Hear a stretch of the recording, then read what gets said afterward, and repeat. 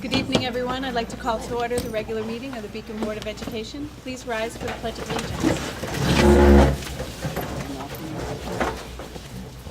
I pledge allegiance to the flag of the United States of America and to the republic for which it stands, one nation, under God, indivisible, with liberty and justice for all.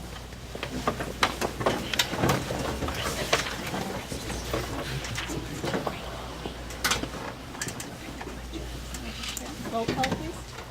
Larry Cohen. Here. Betsy Dennis. Excused. Jennifer Edge. Absent. Tracy Annalek Everett. Here. Christine Galba. Here. Frank Garnett. Excused. Georgia Patchen. Here. Bill Zob. Here. Melissa Thompson. Here.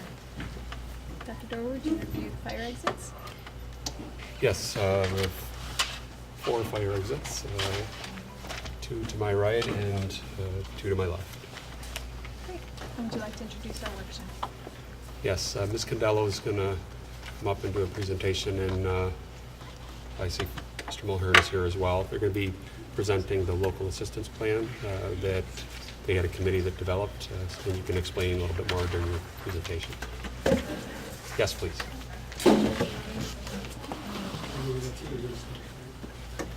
Is it on here? Do we have it on the slide, or do we just I believe we need to look because we did not have a slide presentation. We have it up on the slides, shows you might want to turn once we start the slide. But I worked with Frank Mulhern and Nicole Triazzi, and he'll talk about the other slides on our local assistance plan for Glenham School. I'm going to have Frank talk about the overview, and then I will go into depth about the tenants that we need to address.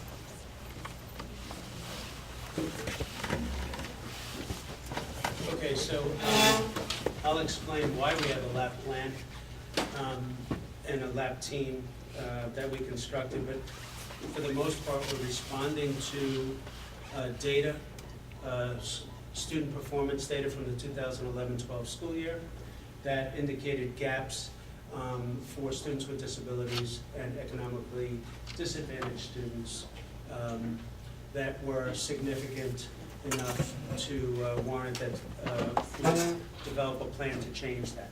The team consists of Ms. Condello, principal here at Glenham. It only pertains to Glenham School. Myself, Nicole Triazzi, assistant director of PPS. Donna McGinley, is Donna here? Donna McGinley, special education teacher right here at Glenham School. Elaine Morgan, general ed teacher here.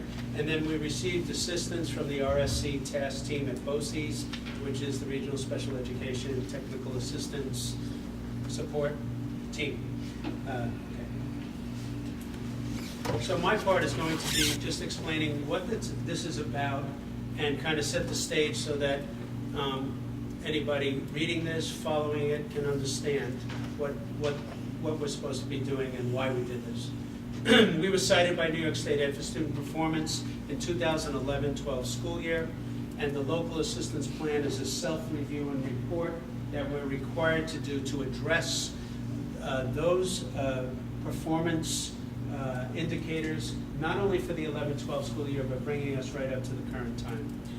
The major areas of concentration are academic gaps in math and ELA, pertaining solely to the subgroups of students with disabilities and economically disadvantaged students. Those are the 2 subgroups that stood out as compared to non-subgroup students, so all of their other counterparts here at Glenham. I want to remind the board and everyone listening that Glenham School and Sargent School hold about 90% of all students with disabilities on the elementary level. So the predominant, there are over 94 students at Glenham, students with disabilities. I don't have the numbers for the economically disadvantaged. The plan was developed by studying past and current student data, and in order to gather where we think we are relative to some quality indicators, we utilize surveys and interviews of students, parents, and faculty right here at the school. That was done by the team that I mentioned, plus members of the BOCES RSC task team. They joined us in doing some of the classroom observations and the surveys. The lab team developed a list of targeted objectives with timelines. That's what Ms. Condello is going to go over with everyone right now. And it's based on, this is the key part for me, because it's based on 6 primary tenets for quality schools, which is aligned to the District Comprehensive Improvement Plan, which was shared with the board a couple of meetings ago by Mr. Tim, and the district strategic plan that Dr. Dorwood presented. So we met with the assistant and with the superintendent to make sure that what we're coming up with is actually connected to what we're trying to do overall throughout the district. So in the tenets, we were either having to rate ourselves highly effective, effective, developing, or ineffective. In the areas that we scored highly effective, we did not have to come up with any statements of how we're strategic plan and how we're going to match that. Even the ones that we came up effective with, we still had to come up with some plans in regards to how we're going to pursue meeting the goals that we have. So tenet 2, we were in developing the school leader practices and decisions, and the goal was to develop and communicate and work towards a shared vision. So one of the things that we are going to be doing here in the next couple months is, a couple years back, we did a vision and mission, and we're going to resurrect that in the building, and then share that with our PTOs and put it on our website. We continue to communicate through our newsletters, and our website is enhancing, and we also have a PTO section on the website too. So any other information that we have, we can disseminate it out electronically. I am securing, and I have done this in the past, but in December we are going to do half-day professional development for every grade level. And what they're going to be doing is focusing on planning and preparation. And the self-contained teachers and integrated teachers will be joining them at that particular grade level. And the focus right now is to look at the modules, look at the implementation and planning, moving from us now until winter break, and then when they come back from the beginning of the school year. We're also going to be working on a school-wide with the modules. There are tier 2 vocabulary words for math and ELA, and we're going to come up with a booklet of all these tier vocabulary words from K to 5 that we are going to have that common language across each of the grade levels, and we're going to share that out with the parents as well. We did a parent communication session on the Common Core a month ago. On math night, we did a math module night. The attendance was pretty well attended, and all the teachers volunteered and came in. We're going to do something again in the spring. Once we have a little bit more information and experience in the modules, we'll carry it forward. It seems like math right now seems to be the biggest concern for parents, and so we're going to gauge to see where the parents' needs are when we design the spring session. And then we're going to continue our existing meetings and practices. We do, at the faculty meetings, we make them into workshop models and professional development. We have RTI meetings, and I also conduct an RTI leadership committee meeting, which consists of our coaches, which are our self-contained and special ed teachers, with general ed teachers running the committees. We do grade level. In the spring, we'll do cross-grade level meetings. I did not do that in the fall because with all the new modules, it was just too much for all the teachers to try to grasp. And in the springtime, we're going to be able to do the cross-grade level to see how we are and how these modules are flowing. We do twice a year reading consult meetings. We have one coming up in December where the remedial reading teacher meets with every single teacher, and we go through all the data to make sure strategies are being implemented both in the reading room and within the classroom section. And we are doing every 6 to 8 weeks individual data meetings with teachers, and they have their data binders. And then we're going to talk about strategies in regards to the data that they find out on their students. The tenet 3, the curriculum and development and support, was improved implementation of the Common Core learning standards. We're going to hold our first special ed meeting with one of the gentlemen from BOCES on December. No, actually this Thursday. He's coming in for this Thursday, and then December. And I hold monthly special ed meetings, but what we're going to do is now talk about how the modules, how they can be modified and implemented with rigor within our special ed programs between the self-contained and the integrated. So he's already secured to come in this Thursday. We'll have him in December, and then we'll do some future planning with him. We're going to practice the hierarchical learning and student learning styles. What the staff doesn't know, but starting in December, Bloom's Taxonomy has made some new developments, and what we're going to do is practice what the new Bloom's Taxonomy is, display those in the classrooms, and start talking about how those hierarchical thinking skills are going to be within our lesson planning and our data analysis. And we're establishing many professional learning communities through teacher departments. The schedule is devised this year so that teachers in every grade level, so if you're a second grade teacher, 5 days a week, you have common planning time. So every teacher has common planning time that they can use. And then we also meet one time a month. Teacher practices and decision, diagnose, monitor, and document to ensure and increase in student achievement. This is where we were talking about how the role of the teaching assistant is in the classes, in our integrated and self-contained classes. When we spoke to the teaching assistants, they understand the complexities of what these modules and what Engage New York is asking for us to do. They want to be an asset to the classroom and the support to the teachers. So what they're asking for is some training so that they understand the language that's being used, so that they can continue to provide that anchor for the teacher in the classroom. We're also common language. What we're starting to do, and my classroom expectation is that I want learning targets in each of the classrooms. When I come in, I want the kids to see what learning targets they're going on, what the goals of the lesson are, and have those discussions with the students. Have we met our target? If we haven't, why not? And what do we need to do forward? So that's going to be a common practice around. And then again, the data team meetings. Once a month, I have a data team that we meet, and then the individual data team meetings with the teachers. And again, is to create a responsive learning environment that leads to high levels of student engagement, school-wide assemblies and activities, with hopefully the support from the PTO to look at more programs that we could bring in through that will talk about diversity, provide training and cultural competence. And Mr. Mulhern talked about the disproportionality report that we can expand on a little bit more, and we're going to extrapolate some of that information and pull it into the building for cultural diversity. Student social and emotional health is to respond to students' social and emotional needs, post positive behavioral expectations in all classrooms. When they did the observations, we do have positive behavioral expectations in some of the classrooms, in most of the classrooms, but not in all. So what I'm going to share with the staff is that's going to be a common language that I need to see in every classroom. We're also looking at, through Frank, Nicole, and myself, is having a behavioral consultant come in and work with some of the classrooms that they're going to need a little bit more support for some of the students. And some of the teachers have been talking about specific behavioral strategies.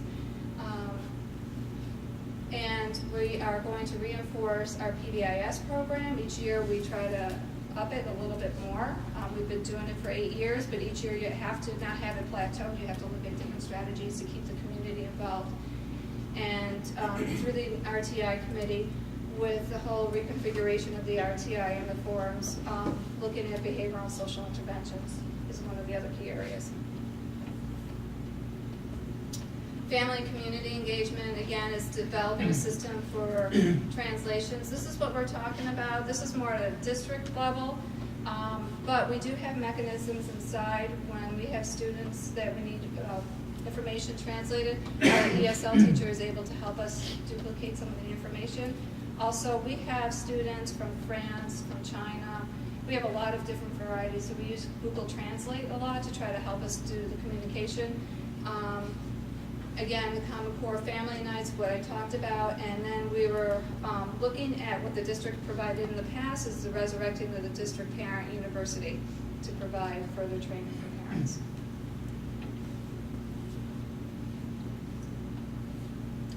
That was it. Go ahead. I just want to know, well, the responsibility is that we need to have a local assistance plan, which has been presented to the superintendent, the assistant superintendent. This is just an excerpt from it. That must be signed off by the superintendent and the principal of the building in question, which is Glenham, and it must be approved by the board. although we are going to be managing that lab team, continuing to make sure things happen, we are in touch with the RSC task team. They will guide us through the process as we unfold some of our activities and learn more about our kids' performance. In the plan, it asks for specific activities, and you see some of them here. They seem so simple when Dawn just presented them, but it's very complex and there are a lot of activities. There were some other issues, and it's in the plan that's presented to you that should be mentioned, the more macro issues. And one is that in the 2009-10 or the 2010-11 school year, we made a financial decision, a programmatic decision, to change the way we employed and utilized our integrated co-taught classes. At that time, we had more people in the room, 2 teachers and 1 full-time TA. Since that time, we've operated with 1 general ed teacher, half of a special ed teacher, and half of a TA. We're not saying there's hard evidence toward it, but we have seen and felt on when we were going through this that has affected us. 40% of our students are in integrated classes. That doesn't count the resource room and those that are in self-contained. So that's one issue we saw. The second was that in the 2012-13 school year, the board elected to have the district operate under what was called a policy option to concentrate special education in Sargent and Galena. Although it's in many ways it's better for students because students aren't having to move buildings as their needs change, it has put a lot of academic and environmental pressure on those 2 schools, and that's worth looking at. I think that'll fall in line with maybe an objective in the strategic plan that Dr. Dorwood presented. One of the objectives is to have a special education audit, and that would be a good way of taking a look at that issue. The third issue is that over the past 3 years, we've created 44 new seats for students with disabilities, which means we have about 44 less students going to out-of-district programs. And you can see from the last year's numbers and the year before, we've been reducing that. But we haven't really increased. That'd just be something I brag about, but now that we're taking ahead, I'm not bragging anymore. It was an increase in responsibility without an increase in staffing. And in fact, we've lost some staffing. So that's another area through the audit that Dr. Dorwood will commission that we might want to look at that and see how we're structured that way. All of this is in the plan that was proposed to you, and it requires the board approval and then the superintendent's signature. It does not go to the state. It only is acknowledged in the board minutes and acknowledged through the RSC testing that we've completed it and that we are following it, and then we are open to audit, but it's basically a self-management responsibility. Thank you. Any questions?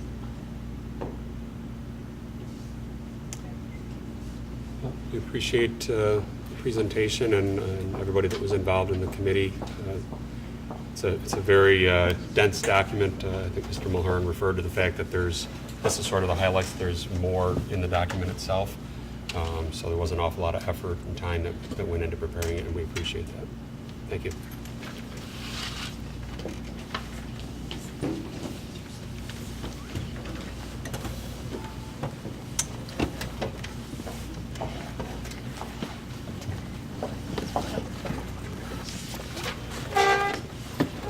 May I have a motion to adjourn to executive session?